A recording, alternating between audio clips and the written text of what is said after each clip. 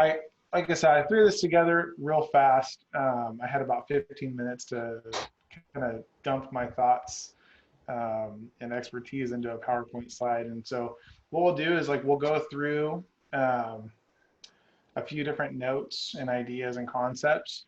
I don't really feel like it's appropriate for me to take time to go through like the nuts and bolts, like the coding and all the back end stuff. So I think it's probably better just to talk about the high level, because you can take that and you can filter it down into things that apply to your business specifically. Like Rachel, you as an example doing or selling things online, like that's going to be different than say, you know, someone who's a landscaper or providing IT service.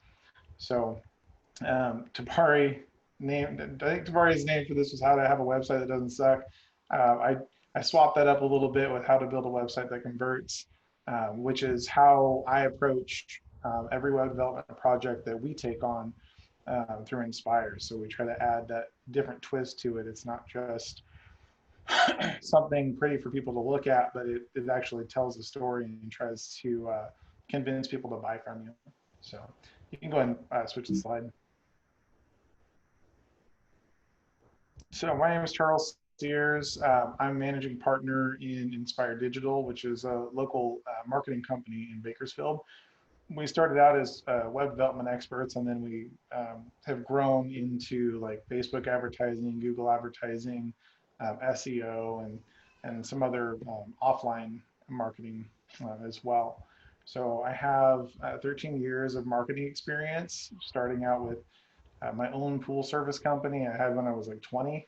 You know, we took it from nothing to a full like 40 pool route with, you know, some Yellow Pages ads and door to door and all that stuff. So I've been doing it for a long time. Been doing marketing for a long time, and over the years have perfected the craft a little bit. Like I said, I had multiple businesses. I've sold online. I've done e-commerce, so sold on Amazon. Um, I've built like e-commerce websites. So I used to have like a firearm and ammunition website that did all right, and so kind of understand how that stuff works, what the challenges are that you'll face. And then nowadays, I'm self-employed and just do all marketing, like IT and marketing.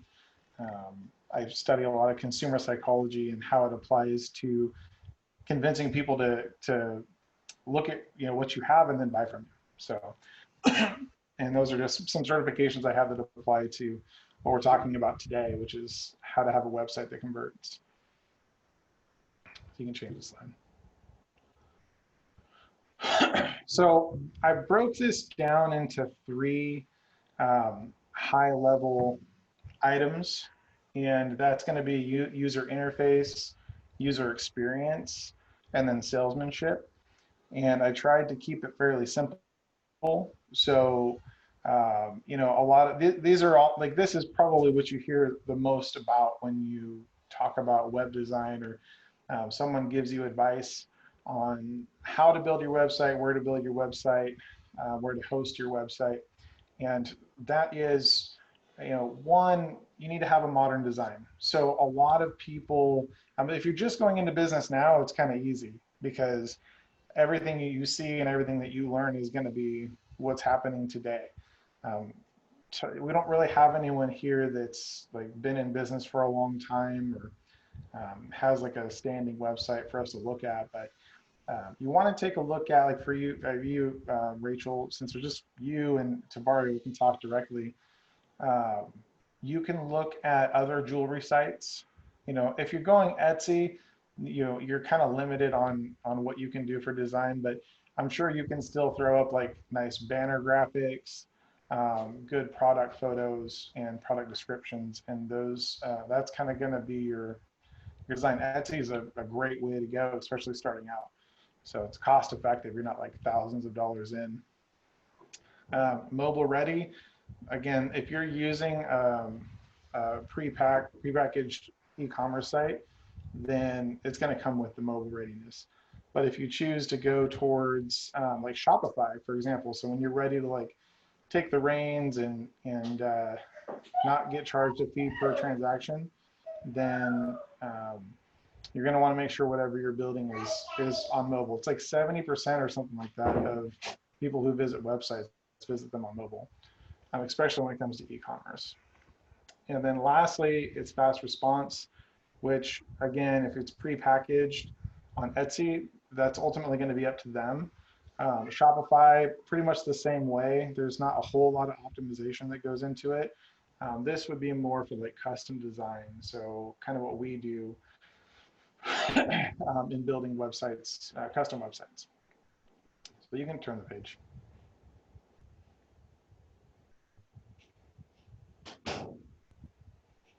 Okay, sorry, I got my daughter in here with me, so she might interrupt us for a minute to go see mommy.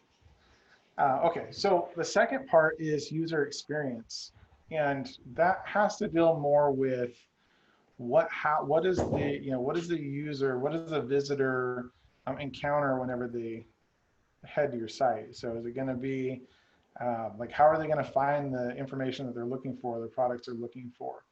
And how is it going to entice them? Like what, are they going to have like an entertaining experience, or is it going to be kind of dull and bland? And then what about it says, you know, that they can trust you? So that's kind of, so we talked about logical navigation as being a great, you know, you need to think out your navigation before you build your site. So I guess we're recording this, so I'll talk a little bit more about it. With Etsy, you're not really going to have this. You're going to have like a shop page. So that's going to be fairly easy. But if you're going into custom website design, one of the things that you have to map out from the very beginning is your navigation. And ultimately, that's going to determine how people interact with your website. You see a lot right now, most of the navigations are up at the top, right? You have your home, about us, contact us page, and those things. But you want to make sure that you're not overdoing it. There are some companies that have like 30 links at the top of their website, and it's confusing. And people visit their website and they're like, I don't know where to go. I don't know exactly how to find the information I'm looking for. And there's no logical flow to what they're trying to accomplish, which is get someone to the website and then get them off the website and on the phone so you can make a sale. So that's how. So plan out your navigation, and really take the time to like whittle it down to as little as possible. The second is professional images and video. So I give this pitch all the time, that a website is really just a framework, and what's on the website is what matters. So including like cheesy photos that were shot with your cell phone, or pixelated photos that you stole off the internet, that's not going to do you justice whenever you launch your website and you're hoping that people will come visit it and buy from you, or reach out to you so that they can buy from you. So the best, for the highest converting content, I call them assets, but the highest converting assets are video, like a good explainer video that tells people what you do, and kind of demonstrates what you can do for them, how you can help them. But then the next is video. I'm sorry, is images. So take the time. You can go online. There are royalty-free stock footage and images you can use.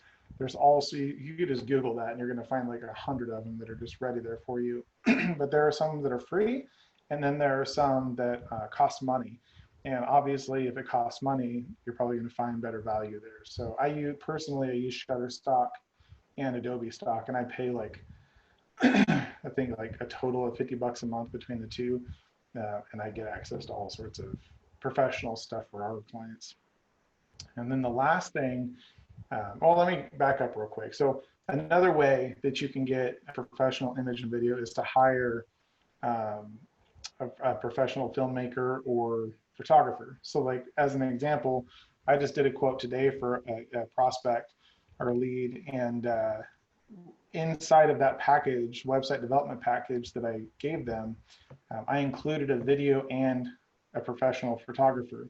So he'll go out, he'll take pictures of their staff, he'll take pictures of their environment, and then we'll post that stuff up on the website, which will kind of give it a better feel. So for you, Rachel, it's going to be product photos.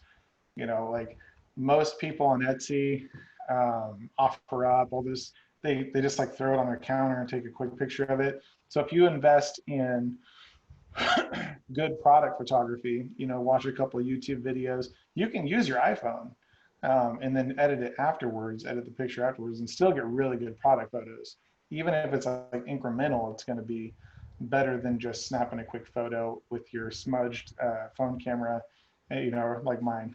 It's always got that like smear across it, and end up with like a better experience for the user. And so lastly, we have elements of trust, and this is where we really start seeing the difference between someone who's consulted a marketing agency and someone who did it on their own. Like, it's almost universal. People who build their own websites almost never include elements of trust, and these are going to be so when you think about a visitor who comes to your website who doesn't know you personally, and they're just on there looking to solve their problem, what they're really looking for is, can you solve my problem, and why should I trust you, what you say? And so the way to overcome that obstacle is to include things like testimonials. So if you have, you know, you really only need a few, like 3 is enough, 3 to 5, but 3 is really enough. Testimonials of people who have worked with you, who have used your service. If you haven't necessarily sold any of your products yet or your services, then just people who have done, you know, any like experienced working with you in general. We do all sorts of things on my end to help people get testimonials that are gonna, you know, they can talk about your character, they can talk about your work ethic. It doesn't necessarily, if you're just starting out, it doesn't necessarily have to be like, oh, we hired this person for this specific service and they did great. So just kind of keep that in mind if you're new to the business world and building a website. But if you have someone who can speak to a specific product or service you're selling, obviously that's going to be your best bet. You know, for us, it's web design and SEO. So if someone says, hey, you know, Charles got us to the front page of Google in three months, and I'm trying to sell SEO, then that's gonna help me a lot more than someone saying like, hey, Charles is awesome, he's a really friendly guy, and I love working with him. So just keep that in mind. Other elements of trust can include like accreditations from third parties, like so Better Business Bureau, for example. That's always a good one. If you have an A+ rating from the Better Business Bureau, that shows that, you know, 1, you're investing money because it costs money to get that, and then 2, they are saying that you're trustworthy. So there's no complaints filed, and it actually shows how long you've been in business and all those things. So it just kind of gives that extra element. The other one is reviews. Like you can show on our website, inspiredigital.com, we have a little bar that shows we have, I think 12 5-star reviews or something like that now. So anyway, it just shows like, oh, other people have worked with you and they've appreciated you and all that. So anyway, oh, you're moving through. Go back one. Okay, and then the last element of trust, there's a lot, but the last one you can use is other businesses you've worked with. So like, for example, we put, if you go to my website, you can look at the bottom, we actually put the icons of people we've worked with. So for you, Rachel, like an element of trust for you is if you could get like a product placement, like well, really just anyone using your stuff, like any candid photo of, you know, a customer. But if you could get a product placement for like someone famous, that'd be like instant trust, right?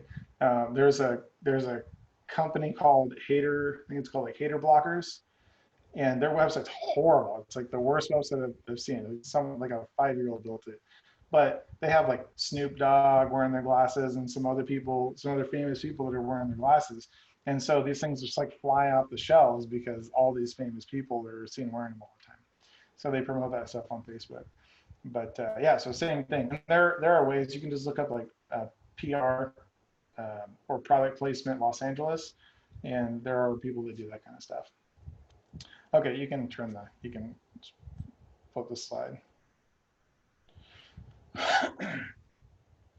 Okay, and then the last one, and probably the most important of all three, in my opinion, is salesmanship.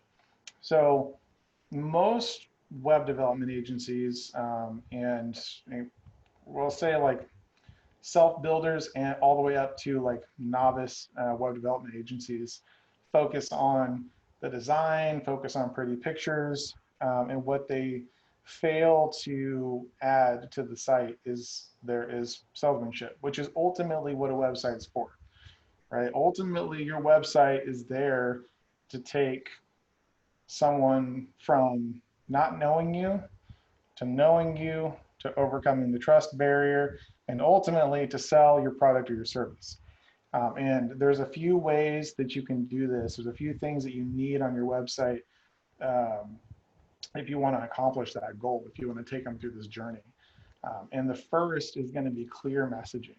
So without pulling up a website and actually showing, the best way to do this is for you, Rachel, for your e-commerce store, it's going to be clear product descriptions. Like, what is this? What is this product made out of? Like, where was it made at? Like, maybe you can tell a story about each product and how it came to be. And it's like they say like, gosh, I don't know if I have anything, but it's like this wallet, right? They're like, oh yeah, this is a cool leather wallet, and it's made from Colombian leather, and it's like it holds dollar bills.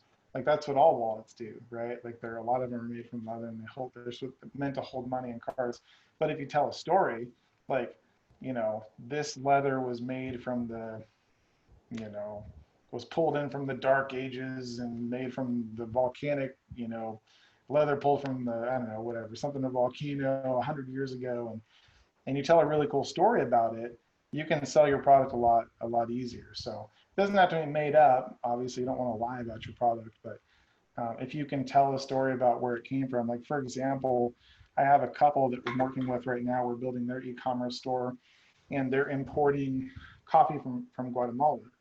Well, the truth is that a lot of coffee is imported from Guatemala, but I didn't know that, and I don't think the average person knows that. So we worked on telling a story about how the coffee that she imports is from a small village that's like deep back in the mountains, and they're known for having the best coffee in the world.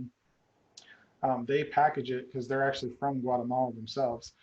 They have it picked there by their family members and have it imported in fresh. So it's just kind of this cool story that they get to tell about how they moved to America and then had their family actually import this coffee, so that they're starting a little shop here in Bakersfield. So it just kind of adds some value to what you're selling. For a service company, you really want to focus on the high levels of what you're selling. On your homepage, it should be the higher level stuff. If you're a landscaper or if you're an electrician, you want to talk about, you want to summarize what you do. We solve this problem for these people. We do commercial cabling, right? And then you're gonna break it down into your service pages, and that's where you're going to talk about each individual service. But you want to have clear messaging across the board on exactly what you do, what problem you solve, and how it helps the person overcome whatever challenges they're facing, how it makes their life better. Secondly, it's summarize content. So kind of like I'm doing, right? We like to like talk on forever about what it is that we're trying to sell. We're trying to get like way too much information. Okay, so the best way for you to sell is to keep it short. Everyone knows that we don't have like a lot of attention span these days, right? So the only time I'm ever reading is like on Facebook, and it's usually whenever I'm in the middle of doing something else that doesn't require my attention. So I'm usually distracted. And I have a few minutes, right? Just to like scroll through and see whatever I see, and then I'm done. Same thing with your website. Keep everything in bullet points. if I would have written this out, like everything I'm saying in words, if I would have written that all out on the page, like nobody would have read that. And I say, apply that same principle to your website. Keep it, headlines and bullet points as much as possible. And then right beyond that, you want your call to action. So probably the biggest problem that we see on websites when it comes to salesmanship is the call to action. They're really, normally they're just missing. It's like, well, how do I get in touch with you?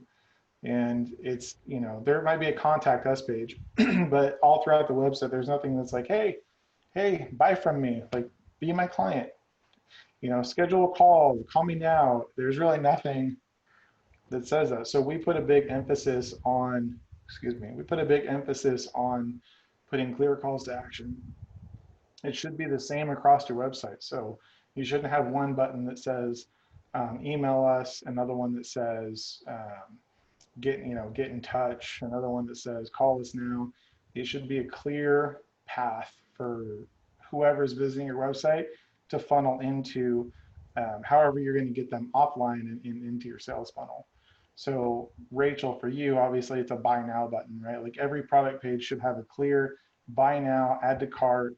Buy now is usually the best, right? So if someone's going to look for a very specific thing, adding to cart adds another step to getting them to purchase. And I don't know if Etsy has this capability, but for you, having a buy now button with some sort of upsell mechanism that says, like, I don't know exactly what you sell, but let's just say, for example, you sell a necklace, right? Someone's like, oh, this is a really amazing necklace. And so they click buy now, right? And just takes them right to the checkout page. Well, before that, add in an upsell of something that might match that necklace, like a bracelet or some earrings, right? So you say, oh, well, you can do it a couple of ways. One, you can say, well, take a look at these earrings. I'm going to offer them to you at 50% off if you buy them along with this necklace.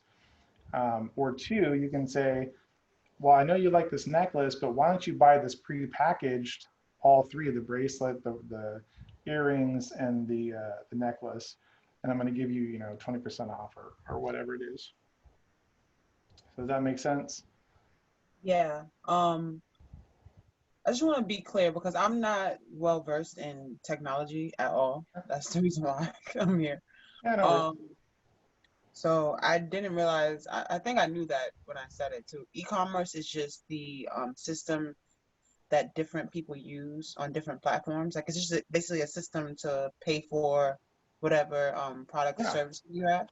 Yeah, so basically you have commerce, which is just the sale of goods, and then the E just stands for online.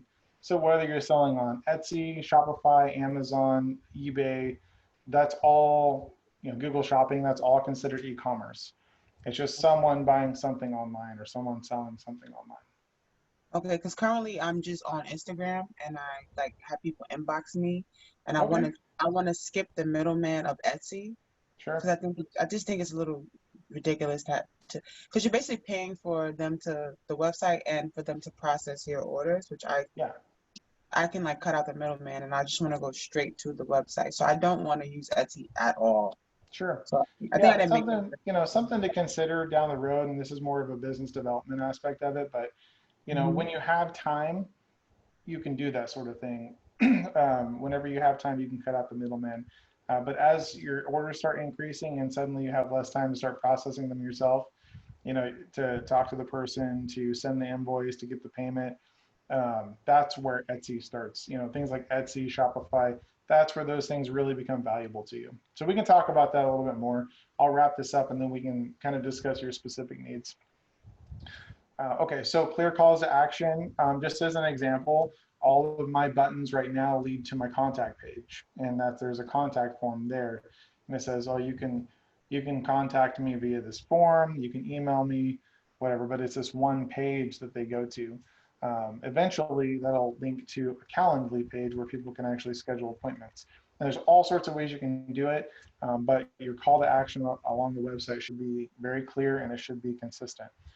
Okay, you can move on.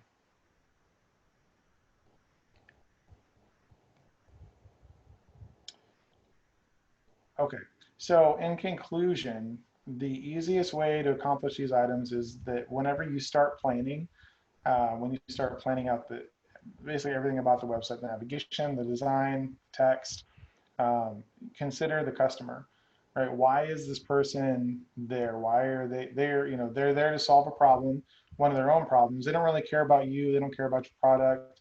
They only care about solving their problem. And if your product does that or your service does that, then they have an interest in you. So your job is to show them one, this is going to solve your problem, and then two, how do they buy it? How do they purchase this from you? So that's where the call to action comes in. Two, get peer reviewed. So once you've done it, once you've got everything in line, send it to your friends, send it to an expert. Say, hey, can you review this? Can you take a look at it? How does it work for you? Is the experience okay? Did it make sense? Did the flow work? And just get some feedback. You can also petition your clients. So if someone's like, hey, they just bought from you, you can say, hey, how was your experience, right? They're going to be like the best at telling you how their experience was. Best review. And then lastly, hire a professional. So even being a professional in this industry and understanding these things very well, I'll still hire someone to go through and tell me, hey, just clean this up. Like, tell me what you think. What can we remove? What do we add? Usually it's remove. But how can we make this a better experience? How can I use less words? How's my call to action? Does everything work properly? I call it, it's part of that is quality assurance. But yeah, hire a professional um, from the get-go, and that's going to help you along longer down the way. So at that point, that's pretty much all I have for this webinar. Obviously, there's a lot more to it, but this is, just kind of a brief summary, just a few tips that'll help you on your journey to building a website that converts visitors into customers.